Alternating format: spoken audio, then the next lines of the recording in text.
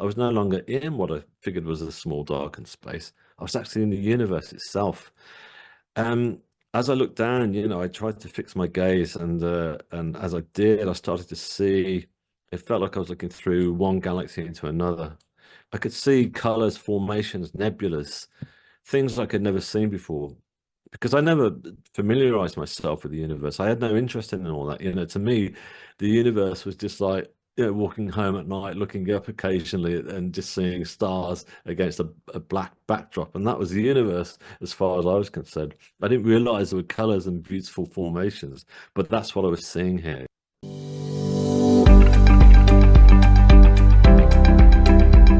Hello, thank you for tuning in. My name is Nella, and welcome to my podcast, Ethereality. Thank you so much for being here today, David. Go ahead and start by telling us about your near-death experience.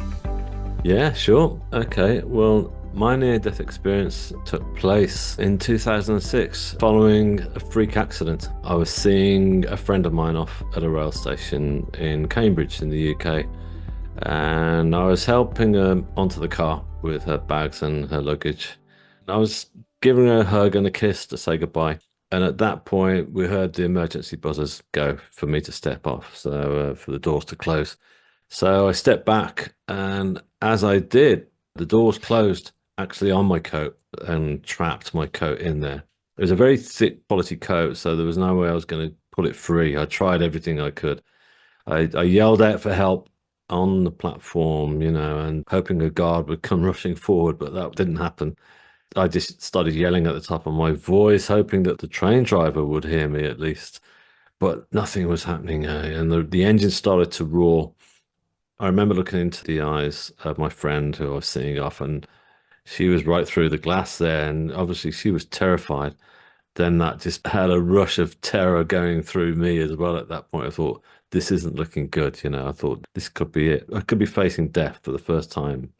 And that was a whole new concept for me. It was terrifying, but I managed to somehow keep myself calm as the engine started to roar. Then the train started edging out of the station at great speed. I just felt every gear shift of that train as I was attached to the outside of it. And I ran with it, then I lost my footing. I was dragged along for some time, and then I was pulled between the edge of the platform and the speeding train. Under I went. I just heard this almighty rip, which was obviously in my coat. And then next thing I knew, I was in this dark, violent sort of machinery being thrown around beneath the wheels. And, it was terrifying. It was just beyond belief. The human body should never have to, or mind should have to deal with anything like this. But I was. I went into fight or flight mode and I decided to fight. Suddenly, this train became like a mechanical beast rather than the train that I'd just been seeing my friend off on. And then I was thrown between the tracks and the train was still carrying on. It was a very long train. So I just kept my face down into the gravel, hoping that nothing would hit me from the undercarriage of the speeding train. And thankfully, nothing did. Otherwise, I wouldn't be here talking now. The emergency guys jumped down on the track and they started to cut through my clothing and they got me into an ambulance and we sped off down the highway. I remember them saying to me, look, there's a hospital around the corner that could save your life.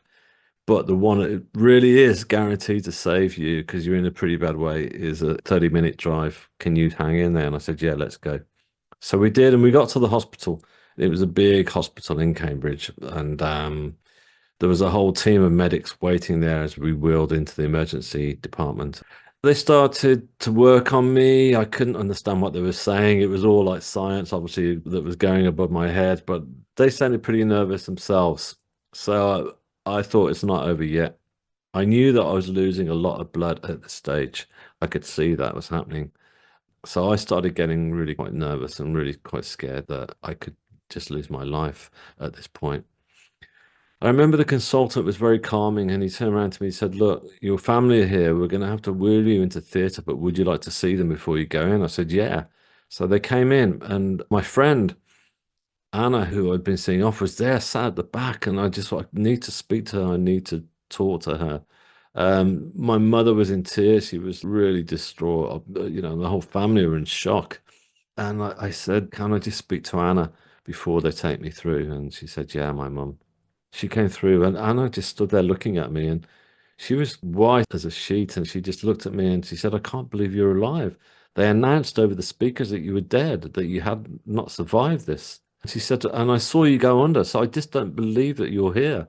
And it was at that point that I lost all the drama of the hospital that I was in. I lost all the noise, the white sort of fluorescent strip screaming into my eyes. And I was suddenly transported into this beautiful, calm, darkened space. It was a lovely transition. It was a welcome transition. I actually figured, okay, this is it. I'm dead. I've not made it. I didn't try to resist it. I didn't try and fight it. I went with it. I think after everything I'd just been through, it was just such a beautiful, sort of calming experience to be in suddenly. It's not like I wanted to die, but I just felt so calm here that I thought, why fight this beautiful space? I looked around to get my bearings and I looked through this darkness and I was suddenly greeted by these pulsating colors of light all around me. They were kind of like lights on a darkened runway at night, and they were slowly pulsating colors of ambers, greens, yellows, and reds. I realized I was no longer on the hospital trolley that I'd been wheeled in on, and now I was laid on a huge granite rock. I describe it as being like a medieval altar, and it was very comfortable, strangely comfortable, because I suddenly realized I was no longer clothed. I was just covered in this blue satin sort of silky material that made me feel safe and comforted, like a comfort blanket as a child. And I looked at my body to check my wounds because I remember in the accident, my arm had been cut, it had been severed from the elbow down, but everything was fixed, not even a single scratch or bruise. Everything was in place. So that made me feel sort of really comfortable. Did you feel like you had a body physically still?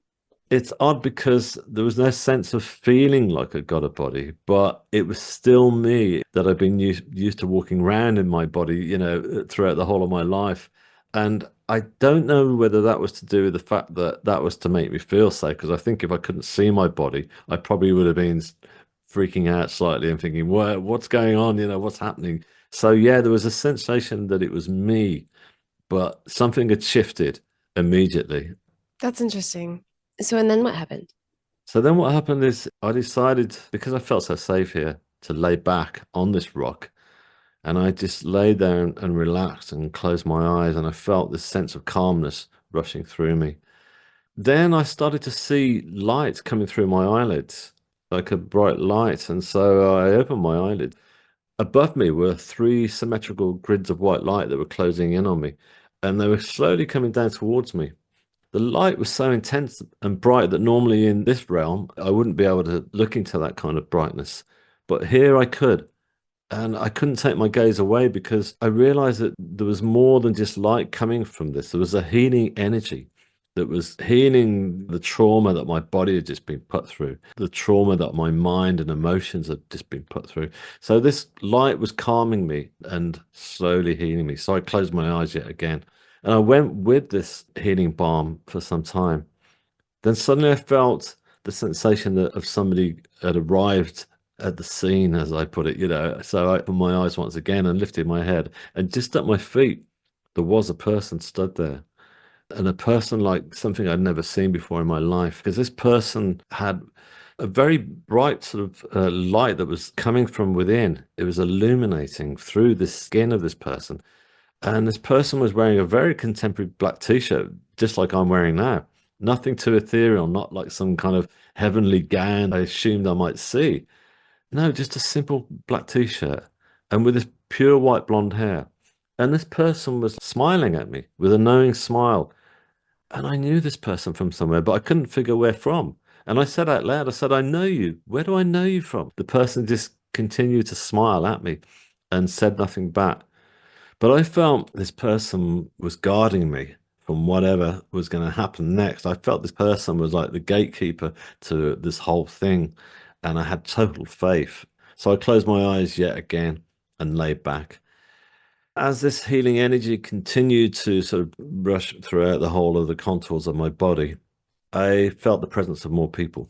And I opened my eyes again, and either side of me were two female forms. The girl to my right was quite European in appearance, long brown hair, dark skin, and wearing again a very simple brown, long contemporary dress Whereas the girl to my left was more American Indian, Asian Indian in appearance, or South American, I don't know. But she was wearing like this beautiful traditional sort of dress, white sort of material, and that was really beautiful. And their hands were slowly hovering over the contours of my body. As their hands went over my body, I felt this intense sensation of love coming from their hands. And I felt that they were healing, but they were going deeper than just the surface.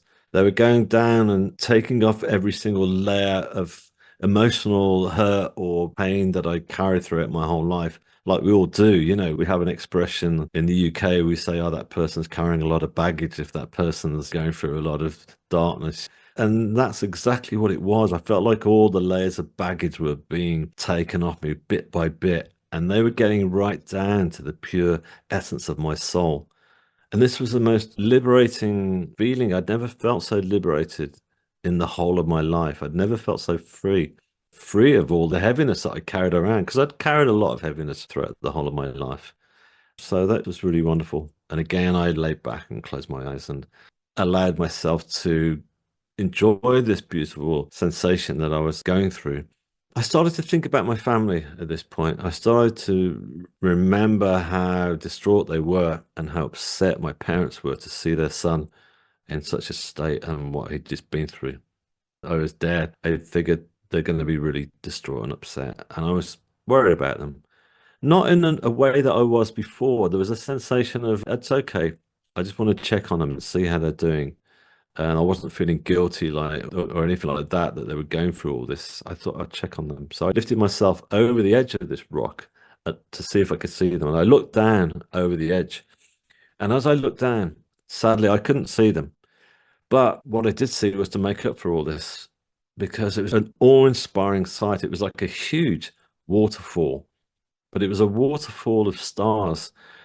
And instead of, billions of tons of water cascading over the edge, there were billions of stars that were just gracefully falling over, tipping over, shooting stars. And, it was like, wow, this is amazing. This was like the size of Victoria or Niagara Falls, but these were stars in the universe. And I suddenly realized I was no longer in what I figured was a small darkened space. I was actually in the universe itself.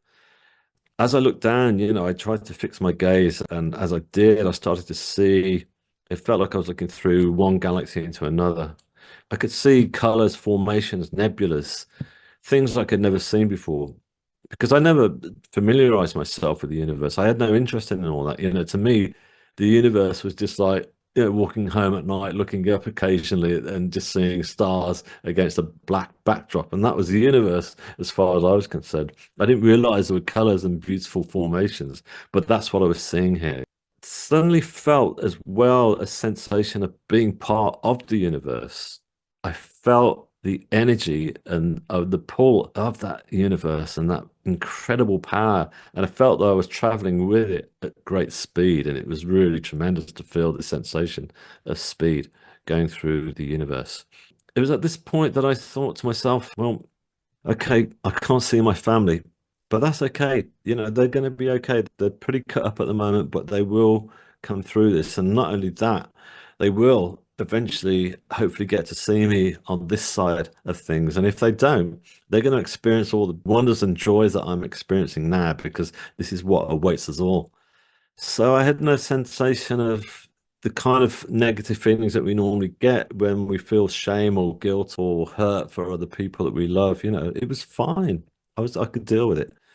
So I pulled myself over and lay back and continued to be healed, as it were. But the most dramatic and profound moment of the whole experience was to happen right at the end of it. The reason it was profound was because as I was lay there, I felt the sensation of love that was coming from the hands of these healers was suddenly being turned up. It was like a dial had been switched, and the energy was now causing every single molecule of my body to vibrate with love and with this sensation of beauty. And I thought, wow, what is going on? What's happening? And so I lifted myself up quickly and looked, and there, just beyond that original being of light that was stood at my feet, was a tunnel of white light coming through the stars, coming through the universe. And it was a huge tunnel of white light. Again, there was this bright, white, intense light. And this was now surrounded by very dramatic flames that were slowly circulating around the edge. There was no sense of fear. I mean, this was pretty awe-inspiring and it could have been frightening, but I didn't feel fear. I felt total faith and trust in what was happening. And not only that, I was being told because I was realizing that my answers were coming through in telepathy. I said, "What is this? What am I looking at?" And I was being told that this was the source of all creation. This was God, this was where it all starts. Not, the form of God that we normally see in most faiths, which is in some kind of human form, like in Christianity, which is the one that I'd been used to at school, seeing the image of God with the long grey beard. No, this was God in the formation of this beautiful white tunnel of light. And the energy that was coming through was just so intense and so powerful and so beautiful. And it was just one of love and intense love. And it was at that point I remember laughing out loud to myself with joy that I came crashing back into my body. I was back at the hospital, and this beautiful white light was again replaced by the fluorescent strip that was screaming into my eyes. The pain came rushing through my body. The drama of the hospital, the noise was like sort of overkill in my ears. Hey, you know what? It was okay. Most people say, you must have been really disappointed, but I was still so filled with joy of the wonders of what I just experienced that I was okay. Wow. Just wow. First of all, before I ask any questions, there's something about the way that you explain your experience and listening to it, sitting here listening to it, that just it resonates on such a level that I just Mm. appreciate very much. Oh, thank you. After you got back to your body, you had some thoughts, I'm sure. What was going through your Mm. mind? Immediately was, why have they sent me back? Why have I come back here into this body? What is my mission? As I said, it wasn't one of disappointment. It was, I suddenly felt like I got a mission and I got something to do. The hospital had given me my own room in the hospital, so I got a lot of space to myself. And I remember waking in the early hours of the morning, and I was just in this darkened space, with the little R2D2 machine bleeping next to me. And of course, contemplating what had happened. I'd just been under a train. That was a huge shock to have to deal with, but it was completely outweighed by what had just happened, the whole experience. I knew nothing about near-death experiences. I was completely non-spiritual, so I didn't even know what a near-death experience was. And I actually thought, am I the only person that this has happened to? And I thought, if so, how am I going to tell everyone about this? And I suddenly got scared I was going to forget it all. I thought, am I going to forget this whole thing? I need to remember every detail, which of course I never have done. I remember thinking to myself, I know what I'll do. I'm going to try and sketch it down in a little piece of paper or whatever. And then I have to start doing a painting. Even though I'd never done anything like that either before in my life, I thought, that's what I'm going to do. I'm going to do a huge painting. And it's got to be like those big sort of Renaissance paintings. Those ones you see in the Vatican in Rome, the ones of all the biblical scenes. I thought it's got to be like that. And there was no sense of sort of, I can't do it. I thought, I've got to do it. Those were the thoughts that were going through my mind initially. Yeah. I definitely understand the desire to want to share that with everyone. I Yeah. think that's amazing. So you mentioned that you had a Christian-based upbringing. Was that Mm. your only spiritual frame of reference before this happened? My parents were both Christian. So when we were kids, we'd go to church as a family. And they were quite liberal as well, because I remember saying I just didn't feel comfortable at church. I didn't like it. I was just counting the minutes for it to end and stuff. And it wasn't like I was atheist or against the church. It just didn't work for me.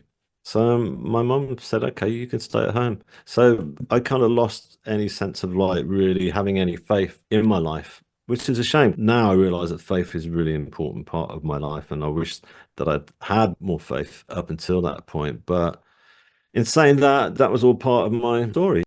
One thing I've learned from this experience is that I should have no regrets. There's no point, that everything that's happened in my life was I mean, for example, there was a lot of adversity going on up until the point of the accident. You know, my life was in a terrible mess. I was running out of money. I was running out of luck. I was in a really bad place. But what I've realized is that now, looking back on it, rather than wishing that would just go away, adversity is also the birth of spiritual growth. And there was an awful lot of spiritual growth came from the accident itself and then the near-death experience. Going back to your question, I had no faith whatsoever. Yeah, I just given up on that really. Yeah. You said that you believe faith is really important now. I'm curious what your thoughts are and how you navigate life with more faith in it. I feel that I'm looked after. I feel that we're all looked after. I know that I was looked after throughout the whole of my life before, and I just couldn't connect with it then. You know, I couldn't connect with my guides. I couldn't connect with God. I couldn't connect with the universe. And it's something that we've forgotten how to do. We've forgotten that we're part of the animal kingdom. We've evolved so much as a human race.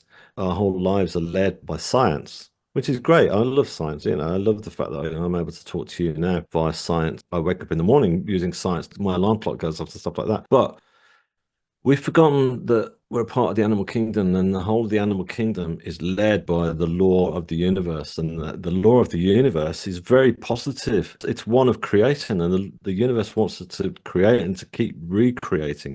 It's a positive, beautiful energy and a force that guides us all. So I find that it's important to try and touch base with that and not to lose faith, especially when we're going through such tough times. I mean, the world is, you know, there's a lot of adversity facing us at the moment. So there's a lot of fear. There's a lot of people feeling fear and anxiety. And I feel that it's hard for us to deal with all those feelings of anxiety if we're not connected with some kind of faith, if we don't have some kind of faith that we've got guides and that there we are in the bigger picture. We're just this tiny little speck of a planet in this huge Milky Way, and beyond this Milky Way in galaxy, there's billions of other galaxies. You know, there's a massive universe out there. Once we connect with all that energy and force, it's easy for us to deal with adversity and change and wonders. What does it look like for you to connect personally? You mentioned that it's important to be connected, like with the universe energy, with your guides. What does that look like for you? How do you connect?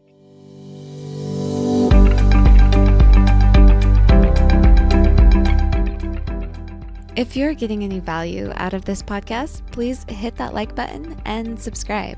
Also, if you've enjoyed my content before, or maybe you're new here but you like it, drop a comment and let me know you're here. I would love to get to know my audience. Thank you for listening, and let's get back to the content. How do I connect?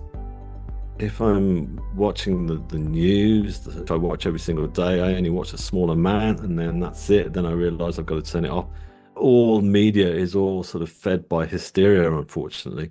It's something that's gone on since media started, you know, when even in the days when they just had newspapers and before we had social media and TV, even they would go for the most frightening headline they could to grab our attention. And that's how media works. And so I have to draw myself away from that. Where I live now, I live very close to nature. I'm surrounded by it. I make sure that I walk out and I walk amongst nature. And once I start to walk through nature and feel the energy and the force of nature, I start to connect with this whole vastness of the universe, and that the universe itself is part of the law of God or whatever your faith may be. It doesn't matter what your faith is, it's all drawn by the energy of the universe. Yeah, so I would say maybe it's just mindfulness of knowing what we are and knowing what we're part of. And it's in that knowing that we are connected. Exactly. We are connected. That's it. That's brilliantly put. That's how I see it as well. We're very much connected. And that's important for us to all try and acknowledge, you know, because going back to the animal kingdom, birds, insects, they're all connected. Like, I mean, where I'm living now, been here a year, and I've seen how birds migrate and come here and they land in exactly the same place, and then they start nesting, and then they have chicks, and then they migrate. The whole circle of nature and how it all evolves is incredible. Everything else out there They're all connected, otherwise they wouldn't know. They wouldn't know how to sort of run with the seasons and when to start nesting and when to start flying off, or when the leaves start to fall from the trees, when they turn orange and all those different things. It's a connection, and it's a connection to the universal force. Like there's intelligent energy orchestrating all of nature and existence. I actually recently saw a very eloquently put post on Instagram or something that was about the thread that is through all of nature that tells the seasons to change, tells the birds to nest, and all the things Okay. that you just outlined. Yeah. And that is a part of you. That energy is also guiding us. So if it can tell all of nature how to operate, we can trust that energy too to guide us. I think that's amazing. Hmm. After you got back, I imagine you were pretty torn up. I know that your arm was in a pretty bad way and Yeah, that's you had right. some Yeah. other injuries. Hmm. What did that healing process look like? Yeah, it was pretty tough. It was a long healing process, but I remember the consultant and surgeons and stuff were really amazed at the speed of my recovery because I was healing so well.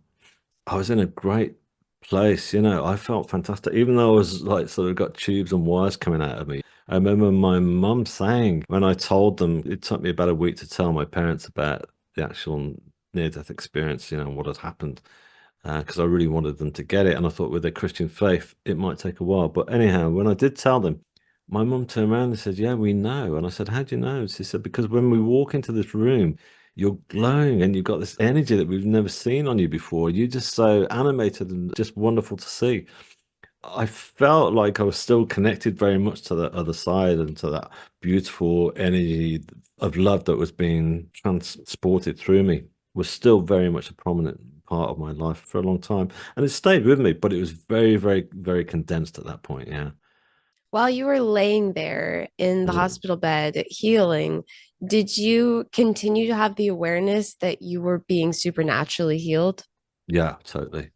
Having that mindset of healing and also having just experienced that on the other side, even if they were done with your healing at that point, just the visualizing and the belief that you were healing would in itself advance your healing process.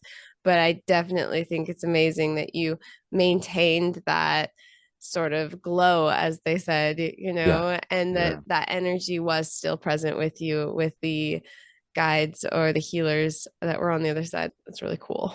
Yeah, no, absolutely. It's interesting because I started having spiritual healing once I got out of hospital. And the reason that started to happen was because I wanted to find someone who would help me make sense of what had happened. And I knew there was a spiritualist church in the town where I was recovering at my sister's house because my sister cared for me with her family. When I found this church, I went in there and they were the ones who said to me, "Look, you had a near-death experience." And I said, "Oh, okay." And they said, "We do spiritual healing. Would you like to come?" I said, "Yeah, that'd be great." I felt it at the time and I didn't actually know what was going on, but I started to levitate when I was being healed. They'd have beds where they'd give you spiritual healing. And there were other people in the room who were being healed at the same time. So I'd never seen anybody else levitate while they were being healed. And I did. And I thought, is this my thoughts, playing tricks with me? I don't know. And I didn't even like to raise the issue with them. Then after a bit, they started to tell me I was levitating throughout those sessions of being healing. So that was quite amazing. So that's how powerful the force was. I felt like it was some kind of cord, like umbilical cord that was attached to the other realm that was just still sending all this energy through me. So yeah, it was quite profound. Is that hard to believe It's that hard to you're believe, but when somebody else levitating? tells you without you asking the question and without you trying to, because I was very careful throughout, and I still am, never to feed people. I didn't want to say, I felt like I was slightly lifted then off then people say, yeah, you were lifted. So I never said it at all. In fact, there was one of the healers, because I went back to the church after a while and more recently to go back and start having some healing. And one of the healers there said to me, She just brought it up. She'd never spoken before. She just suddenly turned around. She was German, and she said, "Oh, do you remember when we were healing you after your accident?" Right. So you noticed that. So she'd remembered after all those years that I was levitating. So yeah, Wow. yeah. It really outlines how important the spirit is and science. Mm. People often like to discount one for the other. I'm always open to debates with science. In fact, I did one for a UK newspaper recently. It's a really good newspaper called iNews. Well, they contacted me about 3 years ago, and I did an interview with them then for my story. So they got back in touch and they said, "Look, we're doing one on science now of near-death experiences. Would you be happy to chat?" And I said, "Yeah, of course." Without science, I wouldn't be here talking now because science also did save my life. What we have to remember is we just feel that we've got to have a scientific equation for everything in life, which is totally insane because there's no way we can have it. There's no way. And of course, the question is raised of I'd been under a train, so I would have been given medication and stuff like that. And could that have been a mind-bending hallucination and stuff like that? But first of all, when I wrote my book, because I wrote a book about my story, I wanted to get that straight. I actually wrote to the hospital and I said, "Can I buy my medical records?" Because a friend of mine lectures in nursing. I said, "Can," and I want to get her to look through them all. And she did do. And she actually said, "Yeah, there were some sort of pain reliefs that you would have been given that could have been hallucinogenic. But by the time you had your actual experience down to the clock, they would have worn off. They wouldn't have been strong enough to cause something so strong." But not only that, the thing about near-death experiences, they're unlike dreams. Dreams are chaotic and you forget them and over time, whereas like near-death experiences are ultra real and you never forget it at all. It's more real than I'm sat here talking to you. And not only that, they're life-changing, they're life-altering. And if there was a drug or a medication that could turn your life around like it has for me, then wow, it would be the biggest drug since penicillin, you know. So I wish there was some kind of pill out there that could turn people's lives around when they're going through toughness. So we do feel we've got to have a scientific equation for it all, but there's no way. Yeah. Yeah, absolutely. You were inspired to create art and Mm. music too, I believe, That's correct? right. Yeah, that's absolutely correct. Yeah. At what point did you embark on that journey? Well, like I said to you, when I was recovering in hospital, my sister, I said, "Can you bring me a little sketch pad in?" And she said, "Yeah, sure." And she was like really perplexed as to why. And then the nurses propped me up. I still got the very first sketch I did. It's so faint you can barely see it. So I was very weak.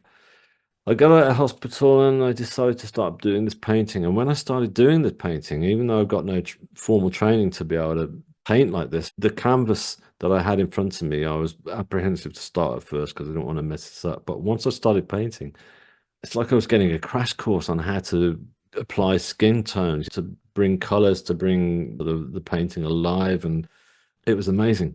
And I used to sit back each day and look at it and I go, wow, this is incredible. And I used to say, "Thank you so much," which I still do. I send out my thanks because I know that I'm being helped. I'm channeling ideas through to be able to do this painting. Once I'd finished that first one, I couldn't stop. I was prolific and I was doing more and more paintings based on my experience. I was still going to spiritual healing. And when I was going to the spiritual healings, some of these healers are clairvoyant and they would give messages. One or two of them would give messages and saying that seeing like a healing light coming through you and all these different things. After a bit, I noticed a common thread that they were turning around saying things like, I'm hearing music like Wagner and Beethoven, or I'm seeing a violin placed across your chest and stuff. And I was going, I don't know what that's about. No idea. I'm being told by your guides that you're going to write a piece of music about your experience. And I went, okay, great. So I went home. I got this apartment that I was renting, and I got this old synthesizer up in the loft, and I got it down, and I just got nothing to record it on. So I asked my dad, I said, "Have you got anything?" He said, "Look, I've got this old cassette recorder, get it out of the garage." And so I got that, and now that's all I got. I thought it was going to be a song I was going to write, and nothing was happening. Then suddenly this beautiful chord progression came through. And I say beautiful because I knew that I was being helped once more. I thought, whoa, what's happened there? So I recorded it on the cassette. And I thought, it's not going to be a song. This is going to be a piece of music for an orchestra. So there was this same sense of like, I can do this. I can pull this out of the bag. I've got friends with a cello player in the local orchestra from in the town where I was recovering called the Chamber Orchestra of St. Ives. She said maybe we could perform it. And I said, why not? So my brother was really helpful. He said, look, I can give you this app and I can give you an old laptop and a keyboard. And when you play the notes, instead of putting it onto a cassette, it can transpose it digitally onto the laptop and into musical formation. Because if you're going to do this with an orchestra, they need to read music. They can't just do it off cassettes and stuff. So that's what I did. And I started hearing different sounds. And again, I was being helped. And suddenly I got a whole symphony of music together, three sections. I took some of the score along and met for a coffee with the orchestra, and I met in a cafe, and they looked over it and said, "Yeah, we'll do it." So that was it. So that was amazing. Do It you was have it beautiful. recorded? Do you Yeah, still listen to it? well, I do, but I've been commissioned to write other pieces of music since. If people want to hear it, you can go to my website, and all three movements of this people symphony, which is called the Divine Light, are there to stream for free. You can please have a listen. But yeah, from that first concert, it sold out 2 weeks in advance. There was a lot of synchronicity started to come into my life. And this came about by the fact that the orchestra said to me, look, would you say a few words to the local press? And I said, yeah. They phoned me up and I said what it was about. They said, hang on, you're the guy who went under the train. I said, yeah. I said, oh, wow, we remember you. We covered your story. So it's going on the front cover. I said, oh, thanks. And so I went on the front cover of their newspaper. Then the phone kept ringing and then more and more interviews came in. Then the BBC got in touch and they said, we'd like to come and interview you at the rehearsal. So this kind of opened things up widely and it became a huge success. And the concert was a beautiful performance by the orchestra and there was a standing ovation. So from that point onwards, I was immediately contacted by other people who wanted me to write for them. So I got commissions and I still get commissions now. So that's where I'm at now, with both my music and my art. That's become my life. So it doesn't sound like you experienced a lot of resistance regarding sharing your truth about your experience. No, surprisingly, yeah, I haven't done. So yeah, I That's mean, a blessing. it's a blessing, and I Yeah. guess it's something that I'm really grateful of as well. What was the hardest thing about having this experience? I'll tell you what it was right at the beginning. When I came back, and I talked to you earlier about feeling this sense of love, unconditional love running through me, that I suddenly felt so much love for the world, and I just wanted to give love, and love was the most important energy in my life at that point, and it felt great. But I suddenly realized 6 months down the line, sadly, that wasn't feasible to be able to operate in this society, if you like, of our world. Just wanted to give love. So I wasn't fully equipped on how to protect myself. Because of the nature of my accident, of being a rail accident, the UK rail police were immediately involved. And so there was a lot of stuff with that I found hard to deal with because I got all this love to give, that I just thought the legal arena is a very tough arena to be in. And it's not one that you can go into just feeling all you want to do is give love to everyone because it's all about you've got to be tough and stuff. So I found that quite hard. 6 months down the line, because of all this legal stuff, I suddenly felt I couldn't cope. So that was the hardest point. I turned to the spiritual healers and they could see I was suffering.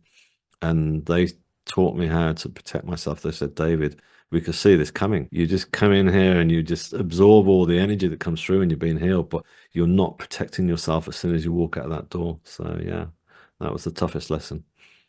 What did you learn to protect yourself? I learned that my faith was more powerful than that. And I learned that I had to hold back, basically. I mean, I remember I got a strong sense of forgiveness. The actual accident itself, I didn't feel anger and resentment toward the train driver.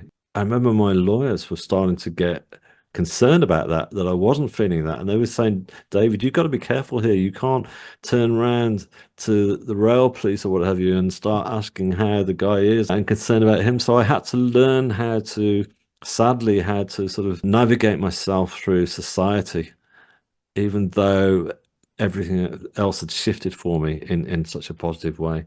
It was just finding that balance, I guess. Well, I mean, yeah, there is a balance. I think that recognizing the dangers and then also maintaining a faith, like you said, your love and your faith was stronger than those threats is, I think, a sure way. It is. Another way, actually, I did leave out, which is very, very important, is that I had to have a lot of therapy after the accidents, which is, of course, is completely normal because you don't come back superhuman. I still had to deal with going under a train. And a lot of that therapy went beyond just dealing with the accident. It went deeper into my life and, all different things that I'd struggled with throughout my whole life. Therapy was a very important part of me dealing with coming back into this realm, if you like, and knowing how to hold back. In fact, I remember the first couple of sessions I'd go to, we'd chat, or I would chat mainly, and then like all therapists, the clock would go and that was it. And then she would say, okay, that's it, your time's up, kind of thing. And I was almost like hurt at first. I thought to myself, hang on a sec, I just completely opened up here and I thought we got this amazing conversation going. Surely we can keep going for another few minutes. And she said, no, your time's up and that's it. And I walked out that door and I suddenly thought to myself, that's what I've got to do. That's what I have to do. It's impossible for her as a therapist to suddenly think, wow, David's story is really tough. He's dealing with a lot. And she's not going to go home and think about me at night and worried about me. She switches off as soon as I walk out the door. And that means that she's able to help the next person that walks through that door. So I thought that's how I've got to adjust my own life. I can't walk around thinking, hey, I want to forgive that person. Hey, I want to love that person. Hey, I want to hug that person who's suffering in the street. It's impossible to do that. And you just learn how to know how to hold back and just to give in small doses. And those small doses are really important to give for all of us. It's an important lesson in life, I think. Yeah. I love that. Yeah, absolutely. At the end of the day, after you've had this experience and you've recovered from it, you found a new purpose, your art, what would you say one of the most profound things that you've learned throughout all this is? Well, one of the most obvious ones is that I don't fear death, and which is a big thing because we never talk about death at all, hardly, which is insane because it's all going to happen to us at some point. So we plan for everything else. We don't plan that. So, and I think that once you take away that equation of fear of death, life takes on a whole new perspective and it takes off quite a lot of weight that we don't realize is sitting inside us. But also the other thing is time, is this whole concept of time. When I was in that realm, time did not exist. There was no past, there was no future, only the present moments. And it felt great and liberating to know that the present moment was the most important thing. Because before that, I realized how I'd spent so much time worried about past mistakes I'd made or opportunities I'd missed, or I was worried about the future, where my life was going to go. Because when we worry about the future, we're always creating usually a negative story. We hardly create a positive one unless we're in a really good place. Yeah. So I think that it's important to realize that the past does exist, but somewhere else out there floating around in the universe in our little story. But it is now a story and it's gone. The future doesn't exist either, only the present moment. So the present moment is the most important moment. So whenever we feel fear, whenever we're watching the news and we're thinking, oh my goodness, the whole world has gone insane, just stop and realize that in this present moment, we're okay, hopefully, for most of us, generally speaking, and to try and absorb that moment. Yeah. Would you say you have a mission statement or like a purpose for being here? I wouldn't say that because I give myself that task since that first day of coming back from that experience, that when I ask myself that question, what is my mission? I still don't have the full answer. Initially, I thought that I was meant to be a healer. I was meant to be helping people and being some form of a nurse or doctor or whatever. And I thought I'm never going to be able to do that because I'm not educated enough to do it. But what I'm realizing is that I'm helping, hopefully, people through my art and my music and through talking to you and talking to other people and through my book and just sharing my experience is helping people deal with death and deal with not just death but life. More importantly, dealing with life. I'm hoping that that's my mission, and every time somebody does get in touch with me and say that I've helped in some form, then that means a great deal to me. Yeah. It does. It does. Yeah. I have people reach out to me via email and comments on YouTube and stuff like that, talking about how having these conversations is changing people's lives. And that is enough for me. Exactly, that's it. The world needs it at the moment. The world needs teachers of consciousness coming forward, which there are plenty of out there. And so there's lots of fascinating stuff out there to listen to that we can learn from. Absolutely. What is one takeaway that you want the listeners to get from listening to your story? What would that piece of advice be, that nugget? My piece of advice is, even though we don't know it, that we are all loved, all of us. It seems very hard to connect with that, but we can do it. And we can do that through different forms of meditation, spiritual healing, or whatever, or even Reiki healing. All forms of healing help us to do that, and walking amongst nature. And also to realize that you don't have to have a crazy accident like mine or a near-death experience even to have a spiritual awakening. It normally happens through adversity, sadly, but it can come when things get tough, and they do get really tough in your life. Just know that you will grow from it. Life's meant to challenge us. It's not meant to be easy, sadly. And no matter how enlightened anybody might be, everyone's still faced with their challenges. And so don't feel that you're alone, that, oh, it's always me that this happens to. This is my life and it's all dreadful and stuff like that. It's, as I say, we are all loved and we're all part of a much bigger picture. Very much so.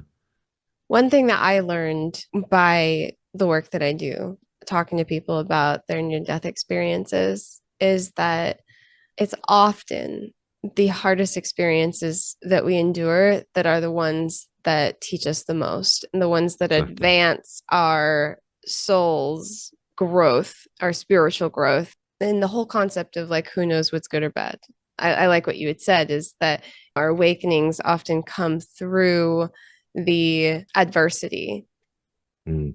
I think that if we can outline our perceivably bad experiences in purpose, okay, this is uncomfortable, but I believe that there is a purpose in it serving me, that navigating through the trenches of life, at least you can navigate it without losing hope. Yeah, exactly. Most certainly. And that's what I hope for in my message, Yeah. Well, thank you so much for having this conversation with me today, and for speaking your truth, for sharing your experience and your My story pleasure. in a world that often likes to challenge things like this.